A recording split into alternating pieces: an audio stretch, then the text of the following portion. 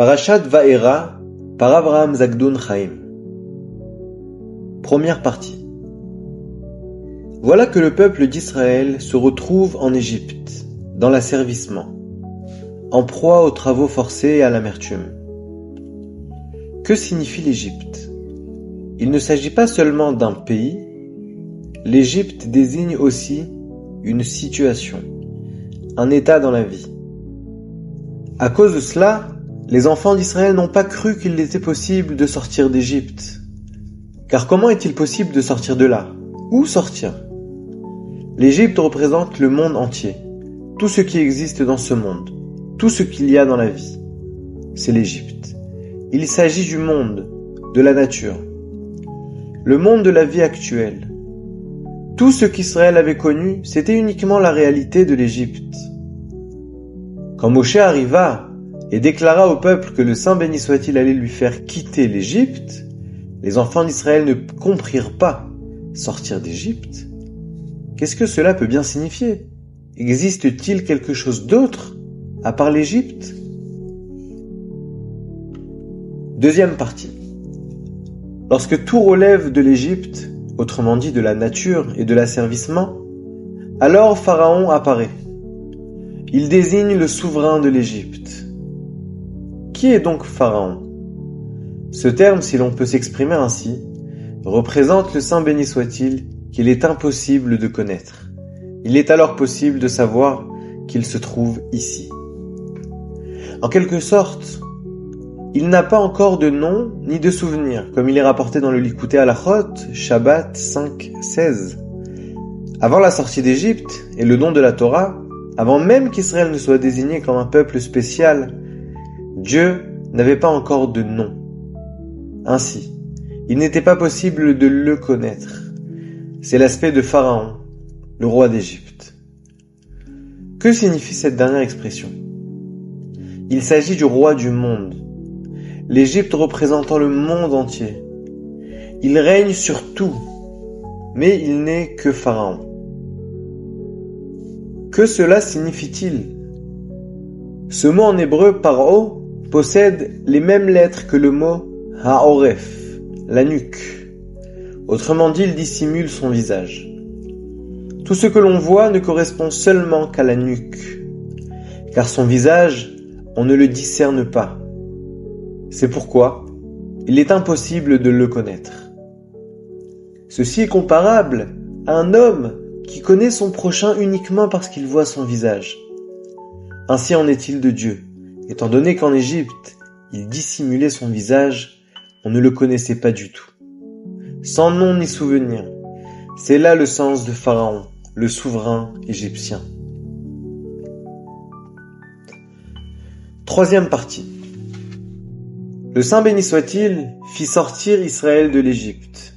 Il nous donna la sainte Torah, afin de prendre conscience qu'il existe une divinité qui règne et qui domine sur tout. C'est un roi vivant et éternel à jamais, pour l'éternité des éternités. Nous sommes ses enfants et ses serviteurs, de sorte que grâce à la Torah, on mentionne son nom constamment au quotidien. C'est pourquoi toutes les mitzvot constituent un rappel de la sortie d'Égypte, car c'est seulement en dehors de l'Égypte que le souvenir se manifeste. Il est ainsi possible de se rappeler que Dieu existe dans le monde et que Dieu possède un nom. C'est ce qui est écrit dans le livre de Daniel au chapitre 9. « Et maintenant, l'Éternel notre Dieu, toi qui as fait sortir ton peuple du pays d'Égypte, par une main puissante, en te faisant un nom comme aujourd'hui. » Cela signifie que le Saint béni soit-il s'est fait un nom et un souvenir, en faisant sortir Israël de l'Égypte, et en nous octroyant la Torah, qui vient nous rappeler en permanence que Dieu existe, donne vie et assure sa providence sur toute chose. C'est là ce qui est rapporté dans le Tikkuné Zohar, page 53. Citation. Un nouveau roi se leva en Égypte. Il s'agit de Pharaon, à propos duquel il est dit « Dieu suscita un énorme poisson qui engloutit Jonas.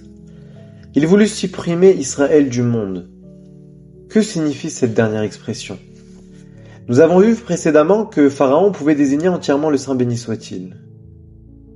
En fait, Pharaon correspond à la situation où il n'y a que Dieu. Lorsque Dieu est uniquement présent, lorsque tout est uniquement Dieu. Autrement dit, l'atmosphère, la spiritualité, la matérialité, la parole, la pensée, le travail, l'attitude comportementale, tout cela est uniquement Dieu lui-même. C'est cela qu'on appelle alors Pharaon, car il est alors impossible de connaître Dieu et de mentionner son nom, de voir son visage. Dans la mesure où tout est uniquement Dieu, cette situation a pour souhait d'engloutir et de supprimer Israël du monde. Pourquoi ?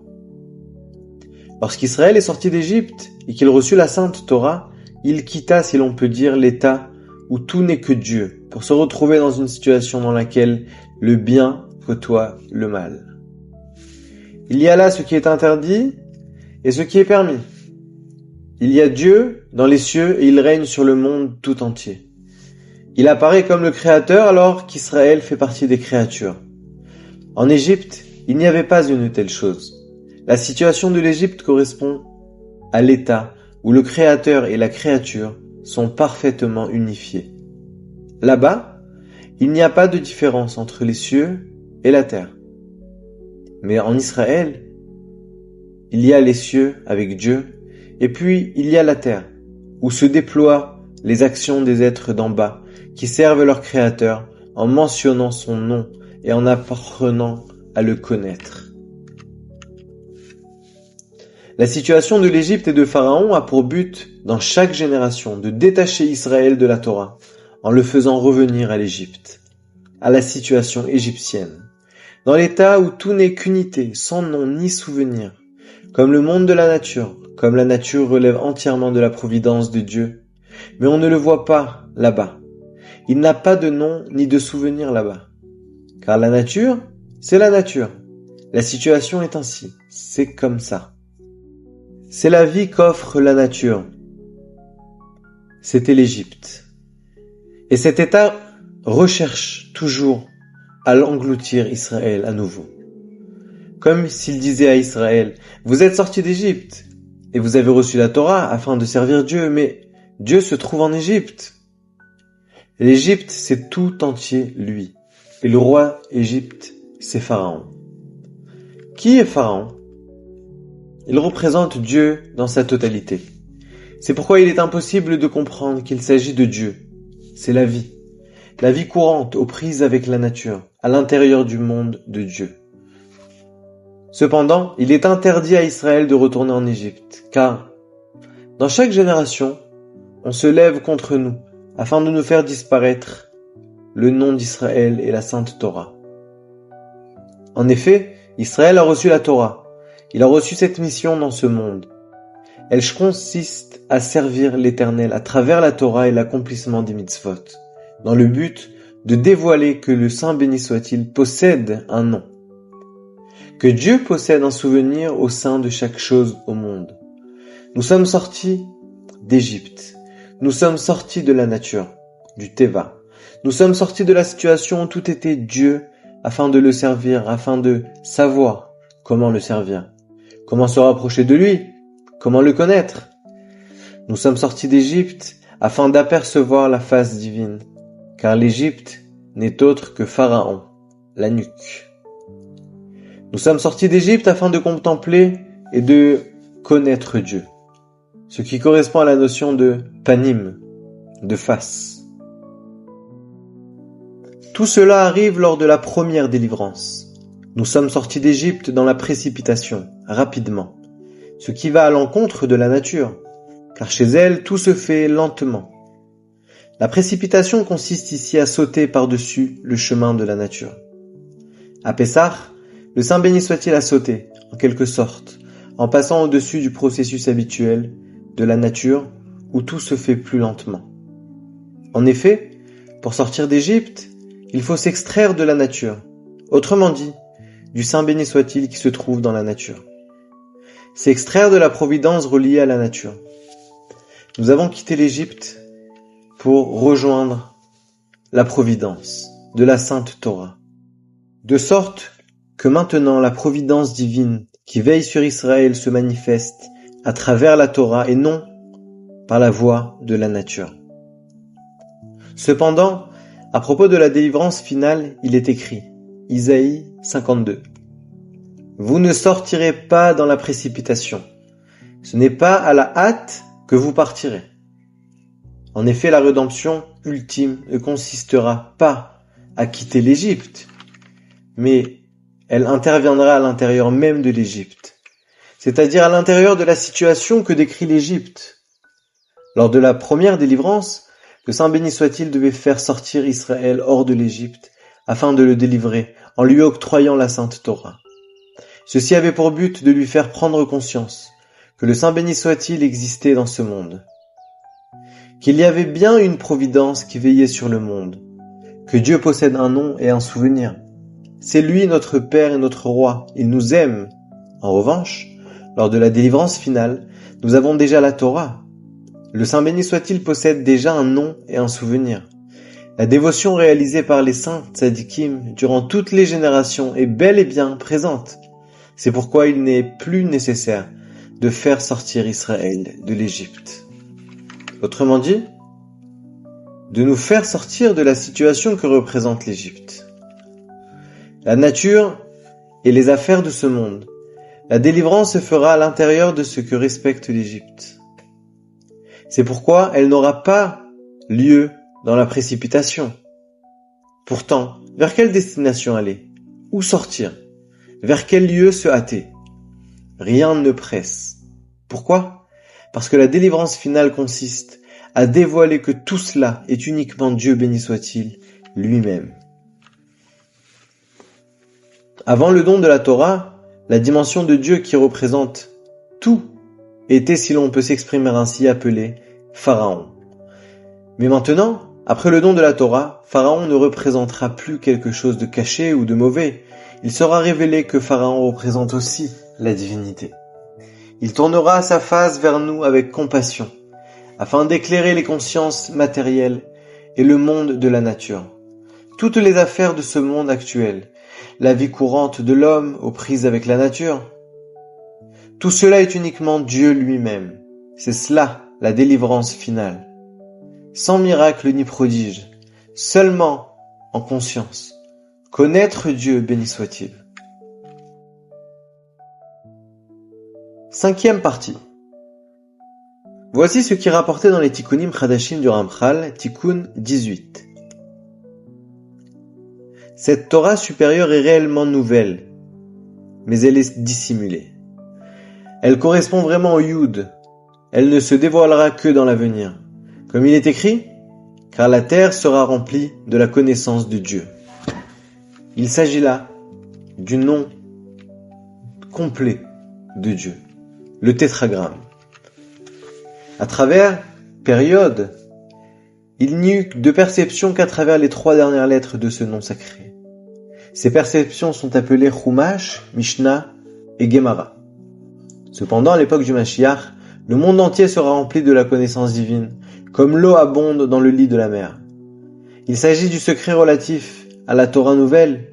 En effet, le premier He du nom divin fait allusion aux 5 livres de la Torah. Le Pentateuque, la lettre Vav, fait allusion aux 6 ordres de la Mishnah, alors que la seconde lettre He correspond à la Gemara. Nous sommes sortis d'Égypte et nous avons reçu la Torah.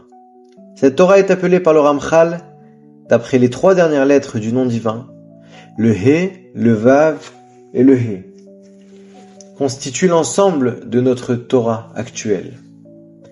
Le Ramchal déclare ici qu'il existe une Torah supérieure. Il s'agit d'un renouvellement de la Torah. Elle est mise en parallèle avec la lettre Yud du nom divin. Elle est cachée et dissimulée. De quoi s'agit-il? Il s'agit de la Torah et de la connaissance qui existe en Égypte. Nous ne pouvions pas la connaître, car là-bas, elle représentait le visage de Pharaon, la nuque. Cependant, à présent, étant donné que nous sommes sortis d'Égypte et que nous avons reçu de la Torah, qui relève des 3 dernières lettres du nom divin, La délivrance ultime consistera donc à dévoiler cette lettre Yud qui représente la Torah d'un degré supérieur. Il s'agit de la Torah qui était enfouie en Égypte. Cette Torah, cette connaissance, cette Torah d'un niveau supérieur relié à la lettre Yud est semblable à une vie simple et habituelle que mène un homme. À l'instar d'un homme qui ne pense à rien, sans aucune astuce, il mène une vie simple, comme la plupart des gens de ce monde. Il s'agit de la Torah d'une vie marquée par l'habitude, qui ne représente aucune complexité, et n'implique aucune sorte de connaissance particulière. Il s'agit pourtant de la Torah supérieure, la plus élevée, beaucoup plus grande que toutes sortes de sainteté et de sagesse que l'on rencontre dans ce monde. Toute la Torah dont nous sommes en possession à présent, celle pour qui nous est ordonné de l'étudier et de la comprendre en accomplissant les mitzvot avec concentration, avec conscience et sagesse. Tout cela avait uniquement pour but que finalement nous puissions avoir le mérite d'atteindre le summum de la simplicité, à tel point qu'il soit impossible d'y percevoir la moindre sagesse ou la moindre sainteté. C'est là ce qui est rapporté dans le Likutei Moharan, enseignement 243. Citation. Sache qu'il existe un très grand tzaddik dont le monde ne peut supporter la sainteté. C'est la raison pour laquelle il se dissimule beaucoup. À son sujet, il ne laisse transparaître de lui absolument aucune sainteté ni distinction particulière, en raison de son immense sainteté. Cette notion fait écho à l'enseignement de nos sages. Tous les cantiques sont saints, mais le cantique des cantiques, Shir HaShirim, Kodesh Kodashim, c'est le saint des saints. En effet, si l'on examine le cantique des cantiques du début à la fin, on n'y trouvera absolument aucune mention d'une quelconque sainteté ou pureté. Cela s'explique, paradoxalement, par l'énorme sainteté que détient ce livre, ce qui a pour effet de n'y apercevoir aucune sainteté. Et c'est la raison pour laquelle il ne renferme aucun mot sacré ni pur. Fin de citation. De cette simplicité qui se dégage du très grand, juste qui a pu saisir cette Torah supérieure qui n'est autre que le terme ultime de la simplicité, dénuée de toute sagesse, c'est de là que le Saint béni soit-il en tire d'immenses plaisirs, précisément de cette simplicité, de ces hommes simples. C'est de là que le Saint béni soit-il éprouve un plaisir et un délice plus grand que toutes les sortes de sagesse et de sainteté qui existent dans le monde. En effet, la simplicité partage un point commun avec le cantique des cantiques, qui n'est autre que le saint des saints, infiniment plus élevé que toutes sortes de sainteté et de livres, remplis de connaissances sacrées et de sagesse merveilleuse. Cependant, le cantique des cantiques est au-delà d'eux, et c'est pourquoi aucune sainteté n'y est perceptible, aucune. Aucun nom divin explicite, parce qu'il correspond à l'homme simple, qui mène une vie rustique quotidienne, et qui accompagne toutes les sortes de plaisirs et de joie. Éprouvées à partir des différentes affaires de ce monde. C'est à partir de la simplicité du cantique des cantiques que s'élève vers l'Éternel un intense plaisir. Le rôle de toutes les saintetés et des sagesses était simplement d'accéder à cette simplicité qui ne nécessite aucune sagesse, ni sainteté particulière, mais simplement vivre une vie habituelle et simple dans ce monde matériel. Il est rapporté dans le Likutei Halachot Kiddushin 3:21, les gens disent au nom du Baal Shem Tov Zatzal que la Torah de Dieu est encore intacte. Elle n'a pas encore été entamée. Cela signifie que tous les ouvrages sacrés et redoutables que l'on trouve déjà dans ce monde n'ont pas atteint le noyau de la Torah. À ce niveau, le noyau de la Torah ne représente absolument aucune sagesse, mais uniquement l'unité de Dieu et la prise de conscience de ses bienfaits. C'est en dessous de ce degré que débutent toutes les sagesses et les saintetés. Mais la simplicité demeure au-delà de tous les types de sagesse et de sainteté rencontrés dans ce monde. C'est pourquoi le verset dit « La Torah de Dieu est simple ». La Torah est en fait très simple. Shabbat Shalom à toute la sainte maison d'Israël.